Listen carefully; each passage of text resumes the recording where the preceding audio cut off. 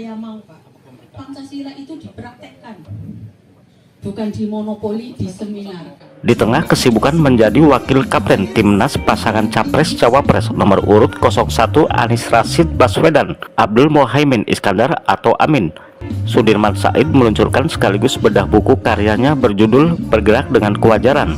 Jika negara ingin maju, pemimpin harus menjaga kewajaran. Buku ini diulas tokoh agama, tokoh pemuda, budayawan, hingga sastrawan dalam acara bedah buku yang digelar di Padepokan Kalisoga, Desa Selatri, Kecamatan Larangan, Kabupaten Brebes, Minggu 24 Desember 2023 petang.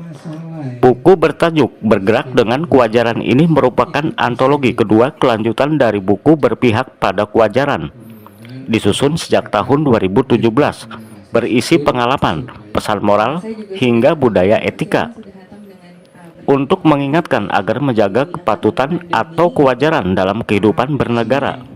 Sudirman Said menyampaikan buku Bergerak dengan Kewajaran berisi pesan penting untuk mengingatkan para pembaca bahwa jika negara ingin baik, maka para pemimpin harus menjaga kewajaran.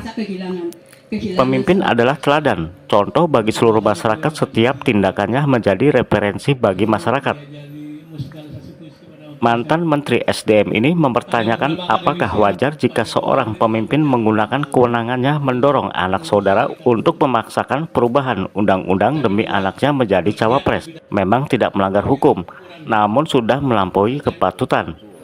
Pada posisi tertinggi, orang harus dipandu oleh kepatutan atau kewajaran.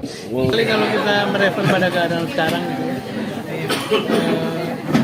bagaimana mungkin seorang kepala negara menggunakan kewenangannya,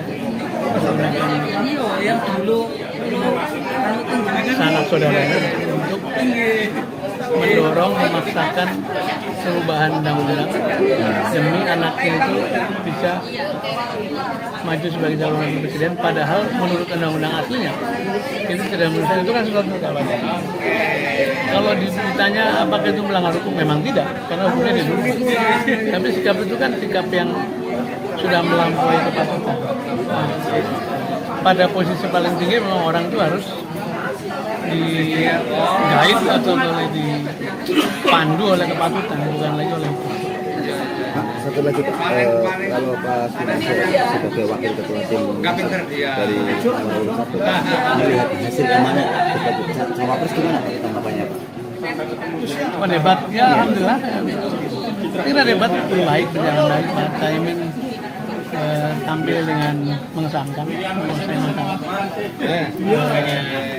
Ada beberapa aspek yang jadi pembahasan, tapi itu kan harus spekulasi soal fair tidaknya Mas Gibran menanyakan hal-hal yang tidak bisa diklarifikasi segala macam. Itu biasa lah dalam debat.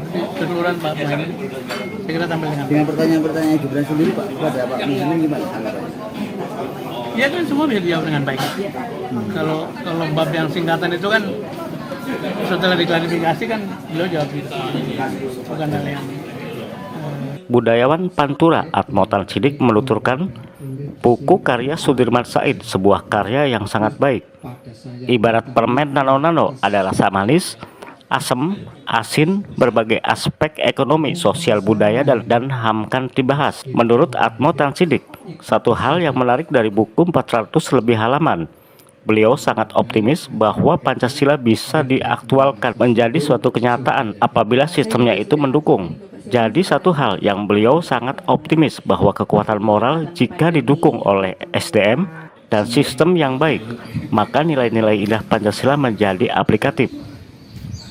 Ini sebuah buku yang sangat baik, ibarat permen rasa nano-nano, jadi rame, manis, asam.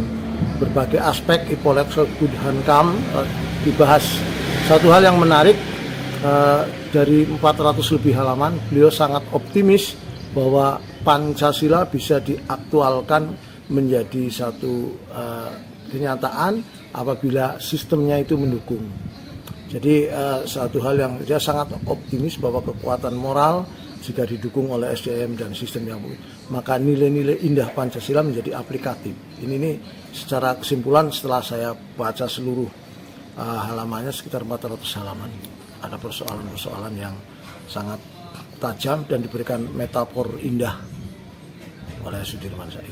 Selain sastrawan kawakan yang sekaligus penulis buku Ronggeng Duku Paruk, yakni Ahmad Tohari, yang menjadi salah satu narasumber, hadir juga Jumhur Hidayat dan budayawan Pantura Atmota Sidik, yang juga sebagai narasumber dan juga pengulas.